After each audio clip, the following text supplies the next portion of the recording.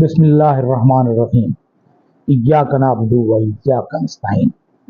रब्बिश इश्रह ली सदरी व यस्सिर ली अमरी वहलुल उक़दतम मिन लिसानी यफ़क़हू क़ौली।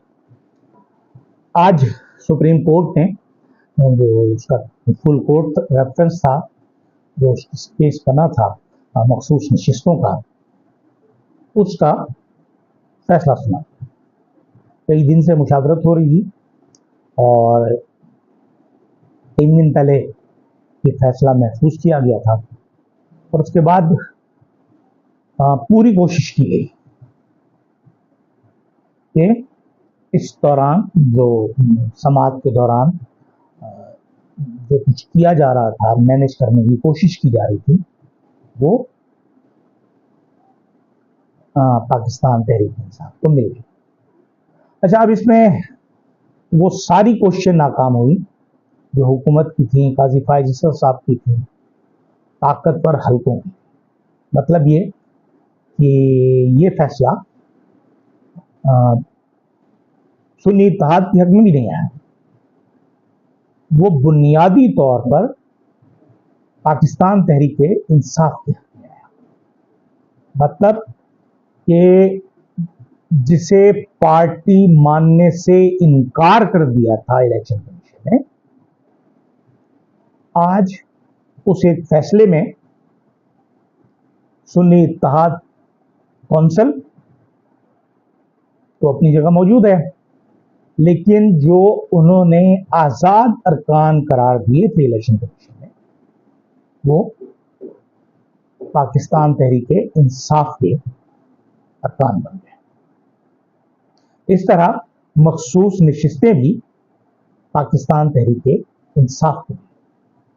अब ये एक अक्सरियती फैसला था, कोई मसला नहीं है, होता है।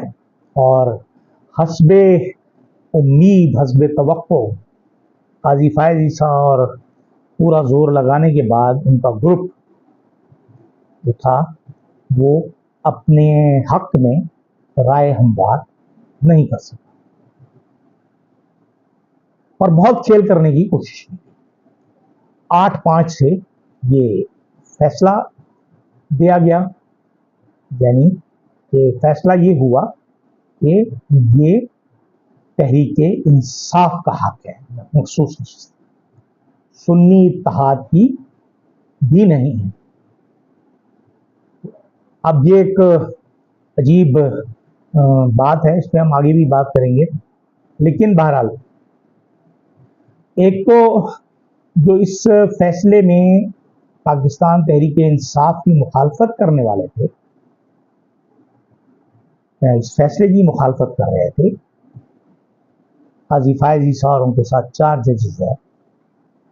काजी साहब ने बहुत कोशिश की, जो अवामिल हमें नजर आ रहे थे, लेकिन काजी साहब इसमें कामयाब नहीं हो सके। इसके असरात कितने होंगे? पाकिस्तान तहरीक इंसाफ एक बाकायदा मुनज़्ज़म पार्टी बनकर ऐवान में पहुंच जाए। अब वजीर आला भी उनका, अपोजिशन लीडर भी उनका, जो इन्होंने सुन्नी इत्तेहाद कौंसिल का बना दिया था, उसमें काजी साहब ने पूरी कोशिश की, लेकिन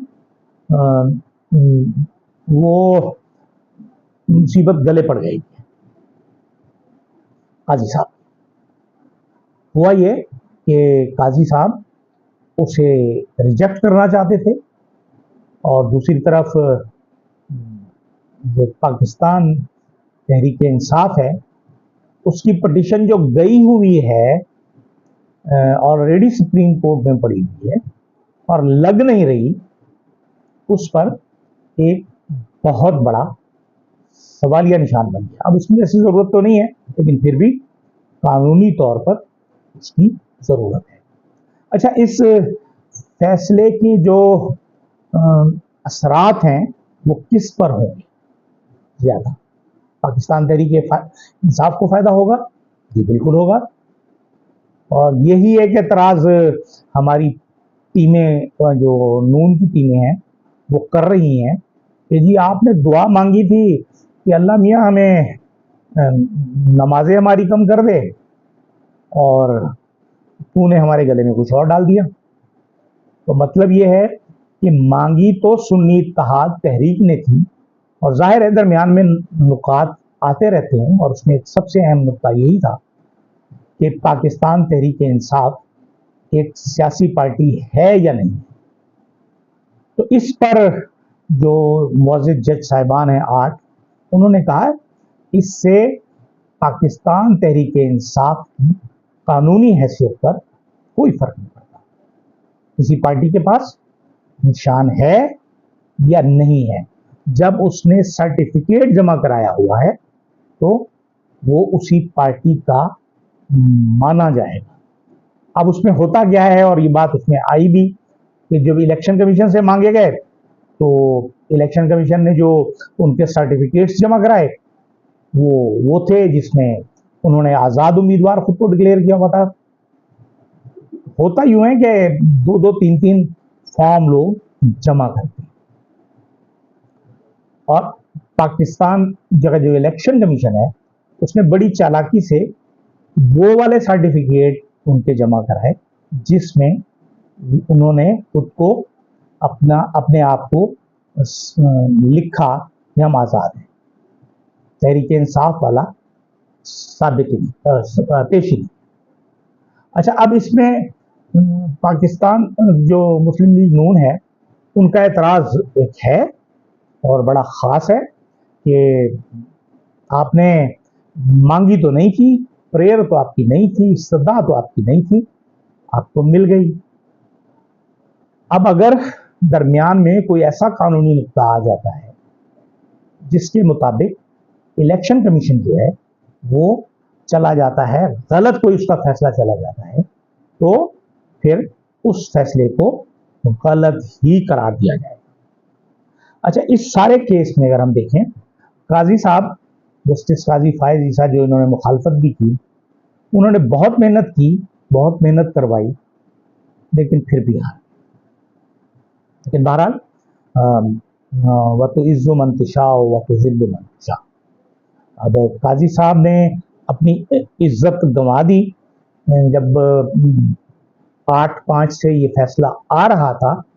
तो जब वो मुशावरत कर रहे थे और उन्होंने कहा भी कि हमने कोशिश की कि इससे हम ये कर लें कि कोई मुत्तफ़िक़ का फैसला कर लें, तो फिर आपको जो मेजॉरिटी जजेस थे उनको कन्विंस करने के बजाय आप खुद उसमें शामिल हो जाते हैं। लेकिन बहरहाल ये कुछ जजेस हमारे ऐसे थे जिन्होंने अदलिया का नाम रोशन किया, अदलिया का किरदार रोशन किया, और कुछ जजेस काजी फायज ईसा साहब जो थे उन्होंने अपने आप को जस्टिस मुनीर साबित किया।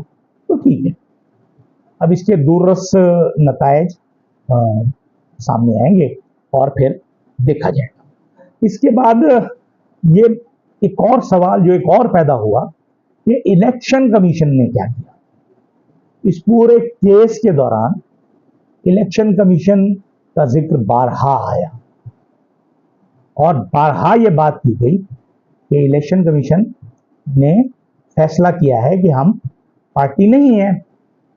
इस पर जजेस की एक बहुत बड़ी तादाद ने कहा कि नहीं, आप ये फैसला नहीं कर सकते जब तक सुप्रीम कोर्ट से पाबंदी उस पर ना लगाए पार्टी पर, आप कुछ नहीं कर सकते। तो अब इलेक्शन कमीशन और चीफ इलेक्शन कमिश्नर के पास कुछ नहीं रहा।